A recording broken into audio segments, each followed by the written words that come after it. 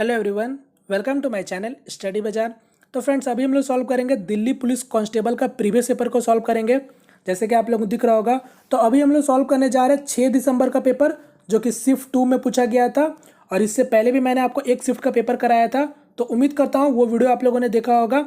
तो चलिए, आज हम लोग सॉल्व करेंगे 6 दिसंबर का पेपर, जो कि शिफ्ट 2 में पूछा गया था। तो आज का सेशन को मैं यहाँ पर स्टार्ट करता हूँ बिना किसी टाइम वेस्ट के। तो ये रहा फ्रेंड मेरा आज का पहला क्वेश्चन। तो चलिए, अब आप लोग जल्दी सारे क्वेश्चन को जल्दी अपने हिसाब से ट्राई कीजिए, जितना समय आपको लगे उतना समय आप लोग दीजिए। और ये वीडियो को मैं रिकॉर्ड करके देख रहा हूँ, ताकि आप लोग अपने हिसाब से फॉरवर्ड पॉज करके जल्दी देख सकते हो, ठीक है। और ये क्वेश्चन जो है आपका ऑफिशियल क्वेश्चन मैं आपको करा रहा हूँ, तो इसका जो पीडीएफ है, ऑफिशियल पीडीएफ, मैं आपको टेलीग्राम ग्रुप में दे दूंगा, वहाँ से आप लोग देख लेना एक बार, ठीक है। क्योंकि मैं आपको बता चुका हूँ, जो आपका ऑफिशियल क्वेश्चन पेपर है वो कुछ ज़्यादा ही थोड़ा ब्लर था, क्वेश्चन आपको पूरा क्लियर नहीं दिख रहा था, तो इसलिए मैंने क्वेश्चन आपके लिए हिंदी इंग्लिश में टाइप करके रख दिया, ठीक है। तो टेलीग्राम ग्रुप का लिंक मैं आपको डिस्क्रिप्शन बॉक्स में दे दूंगा, वहाँ से आप लोग चेक कर लेना। चलिए, अब आप लोग जल्दी सारे क्वेश्चन को ट्राई कीजिए। और 15 क्वेश्चन आपके पेपर में पूछे जाते हैं, तो जल्दी हम लोग आपका सॉल्व करने वाले हैं। तो पहला क्वेश्चन आपसे ये पूछा गया था। क्वेश्चन में क्या पूछा गया था? If x and y are even number, then which of the following is an odd number. बताओ, यानी एक्स और वाई एक सम संख्या अगर है, तो आपको बताना था निम्नलिखित में कौन सा एक विषम संख्या होगा। तो सबसे पहले एक छोटा सा बेसिक आपको पता होना चाहिए।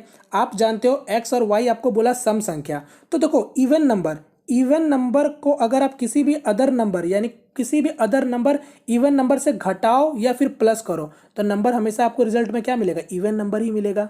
उसी तरीका से इवन नंबर का अगर किसी अगर ऑड नंबर से, यानी विषम संख्या से अगर आप प्लस या माइनस करोगे, तो रिजल्ट में हमेशा क्या मिलेगा? ऑड ही मिलेगा। उसी तरीका से कोई भी सम संख्या का गुना अगर आप करते हो सम संख्या से, तो क्या आपको मिलेगा रिजल्ट में? इवन नंबर ही मिलेगा। उसी तरीका से कोई भी इवन नंबर का मल्टीप्लाई अब ऑड नंबर से भी करोगे, तो भी रिजल्ट में क्या मिलेगा? इवन नंबर मिलेगा। तो बस अब आप यहाँ पर ये चीज़ को समझ सकते हो। अब आपको क्या बोला था? एक्स और वाई सम संख्या है, तो पहला ऑप्शन चेक करो, एक्स और वाई सम संख्या का मल्टीप्लाई सम संख्या से होगा, तो क्या होगा? सम संख्या मिलेगा। और फिर उसमें अगर आप विषम संख्या जोड़ोगे, तो नंबर क्या हो जाएगा? विषम संख्या। यानी पहला ही ऑप्शन आपका करेक्ट हो जा रहा है, ऑप्शन नंबर फर्स्ट। क्लियर? यहाँ पर आप एक्स वाई का वैल्यू खुद से भी आप एज्यूम कर सकते थे, कोई इवन नंबर, जैसे 2 गुना 4, 8 हो गया, 8 में 1 जोड़ दोगे 9, 9 क्या हो गया? विषम संख्या। क्लियर? चले नेक्स्ट क्वेश्चन। एक क्वेश्चन आपसे ये पूछा गया था, ये देखो, इसको ट्राई करो। 0.7 का स्क्वायर और 0.07 का स्क्वायर। तो 0.7 देखो, पॉइंट के बाद सिंगल डिजिट है, यानी 7 का स्क्वायर 49 हो गया, और पॉइंट के बाद सिंगल डिजिट है, यानी आंसर भी क्या होगा? पॉइंट के बाद डबल डिजिट, तो 0.49 प्लस 0.07, 49 तो हो जाएगा, मगर पॉइंट के बाद डबल डिजिट है, यानी जो आपका आंसर आएगा वो पॉइंट के बाद 4 डिजिट होने चाहिए, यानी आपका क्या हो जाएगा? 0 0 पॉइंट यहाँ लग जाएगा। दोनों को जोड़ दो तो क्या हो गया? 4949, यहाँ पर पॉइंट लग गया। Correct answer option number third. एक क्वेश्चन आपसे ये पूछा गया था, how many times the digit 1 appear in the first 100 whole number. यानी प्रथम 100 पूर्ण संख्याओं में अंक 1 कितनी बार आता है, ठीक है। यानी अंक 1 कितनी बार आता है 1 से लेकर 100 तक के नंबरों में, ये आपसे क्वेश्चन एक पूछा गया था। बताओ उसका आंसर क्या होगा? जल्दी से आप मेंटली भी इसको काउंट कर सकते हो। 1 से लेकर 100 तक की बात कर रहा है, ठीक है, 1 से लेकर 100 तक की बात कर रहा है। तो आपको पता है 1, 11, 21, 31, इस तरीके से नंबर कहाँ तक जाएगा? 100 तक जाएगा। तो 1 से लेकर 100 तक, यानी टोटल कितने नंबर हो गए? 10 नंबर यहाँ हो गए। मगर 10 में ध्यान से देखो, ये 11 कितना दिख रहा है? ये 2 ठो 1 आ रहा है, यानी एक आप और ऐड करोगे, यानी कितना हो गया? 11, और एक आपका ये वाला भी तो होगा ना, क्योंकि यहाँ से हम लोगों ने जोड़ा 1 से लेकर आपका पूरा 10 तक, 10 हो गए। यहाँ पर एक आपका 11, और एक यहाँ पर क्या हो गया? 12 हो गया। क्लियर? अब आपको देखो 11 के बाद अब फिर एक कहाँ मिलेगा आपको? 12 में मिलेगा, 13 में मिलेगा, टोटल कहाँ तक मिलेगा? 19 तक में मिलेगा। यानी फिर 2 से लेकर 9 तक में, यानी यहाँ टोटल कितने नंबर हो गए?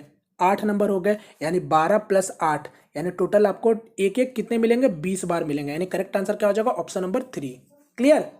चलो नेक्स्ट क्वेश्चन। एक क्वेश्चन आपसे पूछा गया था, how many positive factor of 2000 are there. यानी 200 के कितने धनात्मक गुणनखंड होंगे, ये आपसे पूछा गया था। तो सॉल्व कर लो। तो धनात्मक गुणनखंड आपसे पूछा गया था, तो अगर आप मेरा वीडियो पहले से देखते आ रहे हो, तो अब मैंने इसके लिए बहुत एक बेहतरीन वीडियो बना कर रखा है कि किस तरीके से फैक्टर निकालते हैं। तो यहाँ पर देखो 2000 है, तो सबसे पहले आप ब्रेक कर लो। 2000 को मैं कैसे लिख सकता हूँ? 2 गुना 1000 लिख सकता हूँ, 2 गुना 10 का क्यूब लिख सकता हूँ, 2 गुना 5, के पावर में 3 लिख सकता हूँ। देख लो आसानी से ब्रेक हो चुका है, एलसीएम उलसीएम निकालने का जरूरत नहीं है बच्चों की तरह। ये तो मैं इतना स्टेप स्टेप लिख के दिखा रहा हूँ ताकि सभी लोगों को समझ आए। अब आप देख सकते हो यहाँ पर क्या है, 2 के पावर में 3 और 1 आपका 2, यानी 2 के पावर में 4 गुना 5 का क्यूब। अब आपको पता है फैक्टर कैसे निकालते हैं, पावर में जो भी होता है +1 करके प्रोडक्ट कर देते हैं, यानी पावर में क्या है 4, यानी 4 + 1। अब 5 के पावर में क्या है 3, यानी 3 + 1, यानी 5 गुना 4, यानी टोटल आपके 20 फैक्टर होंगे, यानी टोटल ऐसे 20 नंबर होंगे जो 2000 को डिवाइड करता है। क्लियर? तो correct answer option number D. एक क्वेश्चन आपसे ये पूछा गया था, यदि P का आय 40% Q के आय का 75% के बराबर है तो Q का आय P के आय का कितना प्रतिशत होगा, बताओ। आंसर क्या होगा, 53.33% होगा। डायरेक्ट वैल्यू ये सब तो याद आपको रहना चाहिए, ठीक है। अगर बोला है P का आय 40%, यानी P का इनकम का 40% Q के इनकम का 75% के बराबर है, तो P और Q के बीच में आप रेशियो निकाल सकते हो बहुत आसानी से। यहाँ P और Q यानी 5 से काटोगे 15 × 5 = 75 और 8 × 5 = 40, यानी Q का इनकम 8 तो P का इनकम 15। क्वेश्चन में क्या पूछा था, Q का income is what percent of P का इनकम, तो Q का इनकम क्या दिख रहा है आपको, 8 दिख रहा है, यानी 8/15। यही तो परसेंट में आपसे पूछना चाहा था क्वेश्चन में। 5 से काटोगे तो 3 बार में, 5 से काटोगे 20 बार में, यानी 160/3, 160/3%। तो आपको पता है मैं ऐसे भी समझ सकता हूँ माइंड में कि 150/3 और प्लस 10/3, तो 150/3 कितना होगा 50%, और 10/3 कितना होगा 3.33%, यानी 53.33%। Correct answer option number second. Clear? एक क्वेश्चन आपसे ये पूछा गया था, ये प्रीवियस शिफ्ट में जो मैंने कराया था वो इसी टाइप का क्वेश्चन है। क्या दिख रहा है आपको, ध्यान से देख लो, नंबर को देख लो, a³ b³ a² - ab b²। यहाँ पर देखो माइनस और प्लस तो किस में होता है, a³ + b³ में होता है, यानी क्या हो जाएगा मेरा इक्वल टू a + b के बराबर हो जाएगा। तो a + b यानी 27 + 23 क्या हो जाएगा 50। Correct answer option number first. Clear? ये आप जानते हो कि नहीं जानते हो, a³ + b³, यहाँ पर a² - ab + b² equal to a + b के बराबर होता है। चलो एक क्वेश्चन आपसे सिंपल सा औसत का पूछा गया था। आपको औसत दे रखा था 52, आपसे x का वैल्यू पूछा था, तो टोटल कितने नंबर आपको दिख रहे हैं, टोटल 6 नंबर दिख रहे हैं। 6 नंबर का औसत अगर 52 है तो सम क्या हो जाएगा 312 हो जाएगा।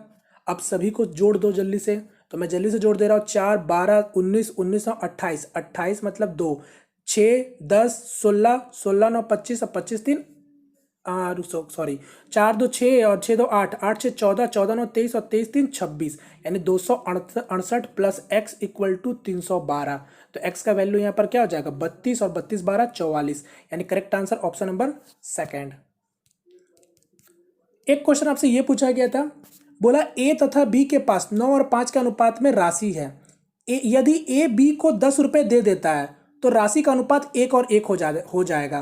तो आरंभ में उनके पास कितनी रुपए की राशि थी ये आपको बताना है। तो देखो a और ये b, क्वेश्चन में जो बोला बस वही चीज को समझना है। ये इसके पास 9 था तो इसके पास 5 था, यानी इसी अनुपात में पैसे थे। अब क्या बोलता है क्वेश्चन में कि अगर b को 10 रुपए देता है तो राशि का अनुपात क्या हो गया 1 और 1 हो गया। तो आप बहुत बेहतरीन तरीके से समझते हो कि देखो पैसे उनके पास टोटल कितने रुपए थे, 9 रेशियो इसके पास और बी के पास 5 रेशियो, यानी टोटल कितने रेशियो हो गए 14 रेशियो। अब देखो बाद में कितने रुपए हो गए 1 रेशियो और 1 रेशियो, यानी कितना हो गया 2 रेशियो हो गया। तो पैसे तो दोनों के पास बराबर ही होंगे ना, पहले भी जितने होंगे टोटल और बाद में भी जितने होंगे, तो पैसे तो बराबर होंगे ना। तो पहले मैं बराबर कर लेता हूं, यानी यहाँ पर 7 का गुना करूंगा तो मेरा क्या हो जाएगा बराबर, यानी यहाँ भी 7 यहाँ भी 7 क्योंकि रेशियो में है। बात समझ आया मैं क्या किया हूँ? तो बस अब आप देख सकते हो, यानी अगर ए बी को अगर 10 रुपए देता है तो राशि आपका 1 और 1 का अनुपात में हो रहा है, यानी ए के पास पहले 9 था रेशियो, अब हो गया 7 रेशियो, यानी कितना घट रहा है 2 रेशियो घट रहा है, और यही 2 10 के बराबर है, यानी 1 का वैल्यू 5 रुपए के बराबर हो गया। यानी इसका मतलब ए के पास पहले 45 रुपया था, बी के पास 25 रुपया था। खत्म। Correct answer option number first, कोई एक्स लेने का जरूरत ही नहीं है आपको। एक क्वेश्चन आपसे यह पूछा गया था, एक विक्रेता ने एक बैंक में कुछ राशि जमा कराई, पहले 3 वर्षों का ब्याज दर 6% प्रति वर्ष था, अगले 3 वर्षों के लिए ब्याज दर 9% प्रति वर्ष था, तथा 6 वर्ष का अवधि के पश्चात ब्याज दर 10% था। 9 वर्ष के अंत में विक्रेता को एक एक मिनट, इस क्वेश्चन में थोड़ा सा टाइपिंग में मिस्टेक हुआ है। ये 1650 होगा, ठीक है, ये 650 नहीं होगा, 1650 होगा, ठीक है। विक्रेता को 1650 का साधारण ब्याज के रूप में प्राप्त होता है, तो उसने कितनी रुपए राशि ली थी, मतलब जमा कराई थी, ये आपसे क्वेश्चन में पूछा है। तो आप समझ गए हो। देखो, 9 साल के लिए कोई इन्वेस्टमेंट कर रहा है, ठीक है, कहीं डिपॉजिट कर रहा है। अब क्वेश्चन में क्या दे रखा है, कंडीशन क्या दे रखा है कि 9 साल के लिए जो पैसा इन्वेस्टमेंट हुआ था उसमें पहला 3 साल के लिए 6% का ब्याज दर था, फिर अगला 3 साल के लिए 9% का ब्याज दर था, और फिर लास्ट का 3 साल यानी पीछे का मतलब 6 साल के बाद का जितना समय लगा था उसमें आपका 10% का ब्याज दर था। अब आपको बोला टोटल आपका ब्याज कितना मिलता है, 1650 रुपये मिलता है। तो साधारण ब्याज में आप जानते हो हमेशा क्या होता है, प्रिंसिपल का ही इंटरेस्ट लगता है, ठीक है। तो यानी अगर पहला 3 साल का अगर बात करेंगे तो टोटल रेट ऑफ इंटरेस्ट कितना लगा होगा, 18%, यहाँ 27%, और यहाँ क्या लगा होगा, 30%। यानी टोटल 9 साल में टोटल इतना ही ब्याज दर लगा है ना। तो जोड़ लो, 18 27 कितना हो गया, 35, 45 और 30, 75, यानी यही 75% टोटल ब्याज दर लगा है प्रिंसिपल का। यानी यही 75% 1650 के बराबर है। आपसे पूछा था 100% का वैल्यू, क्योंकि प्रिंसिपल हमेशा खुद में 100% होता है। तो 1% का वैल्यू आ गया, 100% का वैल्यू निकाल लो। 25 से काटोगे 3 बार में, ये 4 बार में, 3 से काटोगे 5 3 15, 5 और 0 यानी 550, यानी क्या हो जाएगा 0 5 चौके 20 और 5 चौके 20 2 22, यानी 2200 करेक्ट आंसर, ऑप्शन नंबर 3 खत्म। एक क्वेश्चन आपसे ये पूछा गया था, चीनी के मूल्य में 20% की वृद्धि होने के कारण एक व्यक्ति 120 रुपए में 3 kg चीनी कम खरीद पाता है, तो चीनी का बढ़ा हुआ मूल्य रुपए में बताओ क्या होगा। यानी क्वेश्चन सिंपली क्या बोला है कि चीनी का दाम 20% बढ़ जाता है। तो अब देखो 20% बढ़ गया, यानी 20% का फ्रैक्शन वैल्यू क्या होता है, 1/5 होता है। यानी अगर चीनी का दाम पहले 5 था तो अब उसमें 1 रुपये बढ़ गया, यानी कितना हो गया, 6 रुपये हो गया। यानी आप समझ सकते हो चीनी का दाम पहले 5 था तो अब आपका क्या हो गया, 6 हो गया। ये आपका प्राइस हो गया, यानी पहले 5 था तो अब आपका 6 हो गया। क्लियर। अब चीनी का जब 20% दाम बढ़ जाता है तो कोई व्यक्ति 120 रुपए में 3 किलोग्राम चीनी कम खरीद पा रहा है। तो इसका मतलब क्या हो रहा है, वो जो कंजप्शन जो करता था पहले, अब वो क्या कर रहा है, 3 kg कम ले रहा है। यानी जो बजट था वो बजट में कुछ भी नहीं किया है। जैसे कि आप समझ सकते हो, बहुत नॉर्मल सी बात है, अगर आप कभी भी मंथली में जो आपका बजट होता है, अगर आपने सोच रखा है कि मुझे 500 रुपये का ही सामान खरीदना है, कोई भी चीज, अब सामान का दाम बढ़ जाए तो आपका क्या करना पड़ेगा, आप जो पहले जो कंजप्शन करते थे उसको कम करना पड़ेगा। बात समझ रहे हो। अगर आपको सेम कंजप्शन चाहिए, मतलब आपको जितना आप चाहते थे कि नहीं हम पहले उतना ही खाएंगे, तो फिर क्या करना पड़ेगा, आपको बजट को बढ़ाना पड़ेगा। मगर यहाँ पर बजट को नहीं बढ़ाया गया है, यानी आपका जो चीनी है वो 3 किलो आप कम खरीद के ला रहा है। तो इसका मतलब क्या है, आपका आपका एक्सपेंडिचर जो है वो सेम है। तो हम लोग जानते हैं अगर चीनी का दाम अगर 5 रेशियो से अगर 6 हो चुका है, तो इसका मतलब जो उन लोगों को कंजप्शन था वो पहले 6 होता था, अब उसको 5 करना पड़ेगा। अपना बजट को अगर सेम रखना चाहता है तो अब आप समझ चुके हो, यानी पहले अगर वो 6 ले रहा था तो अब उसको 5 लेना पड़ेगा। तो इसका मतलब कितना का कम हो रहा है, 1 रेशियो का कम हो रहा है। और यही 1 किसके बराबर है, 3 kg के बराबर है। यानी मैं कह सकता हूं पहले वो 18 kg चीनी खरीदता था तो अब उसको कितना खरीदना पड़ रहा है, 15 kg खरीदना पड़ रहा है। और कितने रुपए में, 120 रुपए में। यानी अभी उसका दाम कितना हो गया चीनी का, 120/15, यानी 8 रुपए kg अभी बढ़ा हुआ चीनी का दाम है। करेक्ट आंसर हो जाएगा ऑप्शन नंबर 2। क्लियर, समझ गया। चलो नेक्स्ट क्वेश्चन की ओर बढ़ते हैं। एक क्वेश्चन आपसे यह पूछा गया था, यदि एक व्यापारी वस्तुओं के मूल्य को 60% अधिक अंकित करता है लागत मूल्य से तथा 30% का छूट देता है, तो उसका लाभ प्रतिशत बताओ क्या होगा। बता दो। डायरेक्ट फॉर्मूला भी आप जैसा चाहो वैसा बना सकते हो। नॉर्मली आप समझ सकते हो, अगर 100 रुपये का चीज में अगर आप 60% दाम बढ़ाओगे तो क्या हो जाएगा, 160 हो जाएगा। ये मार्क प्राइस है, ठीक है, मार्क प्राइस यानी जिसको बोलते हैं अंकित मूल्य, और ये है सीपी जिसको बोलते हैं कॉस्ट प्राइस। और हमेशा डिस्काउंट मार्क प्राइस पे ही मिलता है, ठीक है। तो 100 रुपए का चीज को 160 रुपए किया गया, फिर 30% का छूट दे दिया गया। यानी डिस्काउंट कितना का दिया गया है, आपका 30% का दिया गया। यानी 160 का 30% कितना होता है, 48 रुपए का छूट दिया गया। यानी सामान कितने रुपए में बेचा गया, 112 रुपए में बेचा गया है। तो देख लो प्रॉफिट कितना हो रहा है, 12 रुपए का प्रॉफिट हो रहा है। तो 12% का profit. Correct answer option number 1। एक क्वेश्चन आपसे ये पूछा गया था मेन सॉल्यूशन से, एक त्रिभुज का परिमाप 40 सेंटीमीटर है, एक भुजा 11 सेंटीमीटर है तथा दूसरी दोनों भुजाओं का अंतर 3 सेंटीमीटर है, तो त्रिभुज का क्षेत्रफल बताओ क्या होगा। यानी ये कोई आपका ट्रायंगल है जिसका आपको दे रखा था पेरीमीटर 40, ठीक है, पेरीमीटर दे रखा था 40। अब क्या बोला है, अगर एक भुजा 11 है, यानी ये भुजा मान लो 11 है, और फिर क्या बोला, तथा दोनों भुजा यानी बचा हुआ जो दोनों साइड है उसके बीच में डिफरेंस 3 का डिफरेंस है। अब आपसे पूछा था उस ट्रायंगल का एरिया, तो सबसे पहले आप यहाँ पर क्या करो, तीनों भुजा निकाल लो। पहले आपको पता चल गया अगर एक साइड अगर मेरा 11 सेंटीमीटर का है और दोनों साइड यानी जो बचा हुआ जो दोनों साइड है उसमें 3 सेंटीमीटर का अंतर है, तो देख लो टोटल कितना था पेरीमीटर 40, यानी 40 में से अगर आप 11 लेस करोगे तो कितना हो गया 29, यानी 29 ये दोनों का मिला के होगा। तो 29 का मतलब समझे, यानी अगर मैं 3 घटा दूं और क्योंकि 3 का ही अंतर है तो 26 हो गया। अब यही 26 का आधा आधा, यानी एक के पास 13 और एक के पास 16, क्योंकि 3 ज्यादा है ना, यानी एक हो गया 13, एक हो गया 16। अब आपको पास ट्रायंगल का ये आपका साइड निकल के आ गया तीनों साइड। अब आप यहाँ पर आपसे एरिया पूछा है तो आप हीरो फॉर्मूला लगा सकते हो डायरेक्ट से, तो बस निकाल दो उसका। तो यहाँ पर क्या हो जाएगा हीरो फॉर्मूला, उम्मीद करता हूँ ये सब आपको पता होगा। हीरो फॉर्मूला क्या हो जाएगा मेरा, पेरीमीटर का आधा जिसको हम लोग एस से डिनोट करते हैं जनरली। तो फॉर्मूला क्या होता है मैं लिख भी देता हूँ, एस इंटू एस माइनस ए, एस माइनस बी और एस माइनस सी। ठीक है, अब देख लो ये ए बी सी क्या है, ये तीनों भुजा है। ठीक है, तो मैं डायरेक्ट अब सॉल्व कर रहा हूँ, यानी पेरीमीटर का आधा कितना हो जाएगा 20, 40/2 यानी 20। मैं अब हटाता हूँ, अब इसको डायरेक्ट लिखते हैं तो 40/2 20, यानी 20 गुना 20 में से 11 जाएगा 9, फिर 20 एक तो 13 था और एक 16 था, 20 में से 13 जाएगा 7 और 20 में से 16 जाएगा 4। अब सॉल्व करो, ये 9 है, ये 9 क्या है रूट है 3 का, तो ये बाहर निकाल देता हूं मैं, डायरेक्ट 3 कर देता हूं। यहां पर देखो ये 20 है, 20 का मतलब क्या होता है 4 गुना 5 होता है, यहां भी 4 यहां भी 4, यानी बाहर निकल गया 4।